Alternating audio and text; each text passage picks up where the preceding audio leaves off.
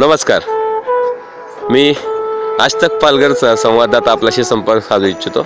आज बऱ्याच ठिकाणी आपण शिकत असतो, पण शिकत असताना बरेच वेळा कारणं समोर येतात की आमच्याकडे बिल्डिंग उपलब्ध नाही, वर्ग उपलब्ध नाही, वर्ग उपलब्ध आहेत तर बेंच कमी आहेत, बेंच कमी आहेत तर मुलांची संख्या जास्त आहे, मग कशी अरेंज करू।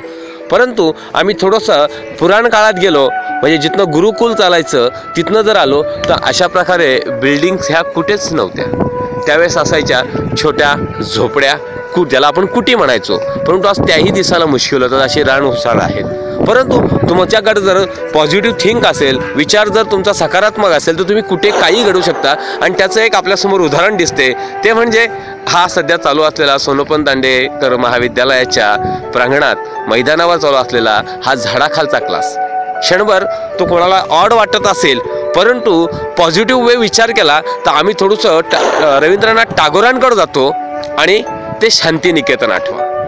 नक्कीच आजच्या घडीला ह्या धगधगीमध्ये सेकंदाला ट्रेन सुटते याचा विचार करून आम्ही पळणारे चाकरमाने, प्रत्येक गोष्टीवर काहीतरी कमेंट देणारे आम्ही व्हॉट्सअपचे चाहते, काही अक्कल नसेल तरी फेसबुकवर पोस्ट टाकणारे आम्ही चेहरे पुकातले रसिक।